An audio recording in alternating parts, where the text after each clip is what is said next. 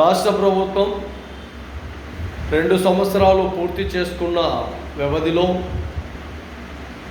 పెన్షన్లు దాదాపు 15 లక్షల వరకు పెన్షన్లు ఇస్తామని చెప్పారు. ఈ విషయంలో తీసుకుంటే దివ్యాంగులకు, వికలాంగులకు, ఒంటరి మహిళలకు, అదేవిధంగా మహాజన రాష్ట్ర సమితి ఒక డిమాండ్ విధానాన్ని 2024 నుండి ప్రభుత్వాలకు తెలియజేస్తూనే ఉన్నాం.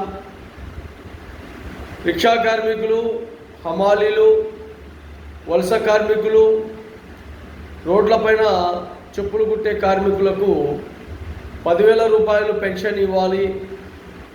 అదేవిధంగా రిక్షా కార్మికులు ఎన్నో ఏళ్ళ నుండి ఒకప్పట్లో ట్రావెలింగ్ లేనప్పుడు, వాహనాలు లేనప్పుడు ప్రయాణికులను గమ్యస్థానాలకు చేర్చిన ఒక బలోపేతమైన వాహనం రిక్షా. ఈ రిక్షా కార్మికులు నేడు ఎన్నో విధాలుగా ఇబ్బందులు గురవుతూ ఆ మూటలు మోసుకుంటూ ఆ రిక్షాలపైన జీవనం సాగిస్తూ మార్కెట్లలో, మండి బజార్లలో కొన్ని మూటలు మోసుకుంటూ జీవనం సాగిస్తూనే ఉన్నారు ఇప్పటికీ. అలాగే వలస కూలీలు, వలస కార్మికులు వేరే ఊళ్ళ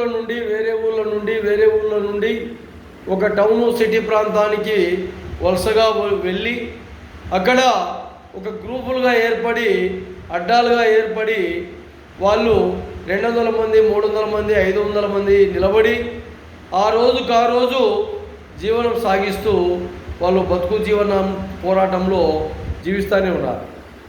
అదే విధానంలో మూడో వ్యక్తులు హమాలి, ట్రాన్స్పోర్ట్లలో, రైస్ మిల్లులలో, వేర్ హౌస్లలో ఇంకా రకరకాలుగా ఈరోజు విధానాలు ఎప్పటి నుంచో హమాలీలు ఇప్పటికి కూడా ఆ వృత్తిలో కొనసాగుతూ వాళ్ళ జీవన విధానాలు కొనసాగుతూనే ఉన్నాయి.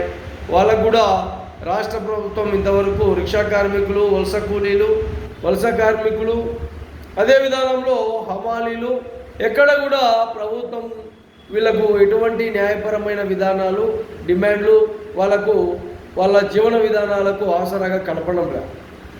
అదే విధానంలో రోడ్లపైన దుమ్ము ధూళికి, కరెంటు స్తంభాల దగ్గర, డ్రైనేజీ కాలువల దగ్గర ఇంకా రకరకాలుగా ఇబ్బందులు గురవుతూ రోడ్లపైనే ఆ చెప్పులు, పాత చెప్పులను కొట్టుకుంటూ కొంతమంది ఇంకా జీవనం సాగిస్తూనే ఉన్నారు.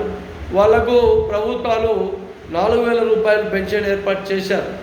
అయితే వాళ్ళ జీవన విధానానికి దుమ్ము ధూళికే కాకుండా కొంతవరకు ఒక రూములు, షెడ్లు ఏర్పాటు చేసే విధంగా, అదే రేకుల షెడ్లు ఏర్పాటు చేసే విధంగా, లేదంటే ఇనుప బంకులు ఏర్పాటు చేసే విధంగా రాష్ట్ర ప్రభుత్వం చొరవ తీసుకోవాలని కూడా మహాజన రాష్ట్ర సమితి డిమాండ్ చేస్తున్నాం.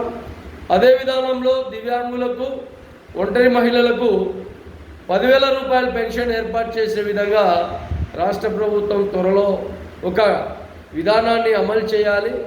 ఈ కార్మికులకు తోడ్పాటుగా అండగా ఉండాలని కూడా మహాజన రాష్ట్ర సమితి ఒక డిమాండ్ విధానాన్ని రాష్ట్ర ప్రభుత్వానికి తెలియజేస్తున్నాం.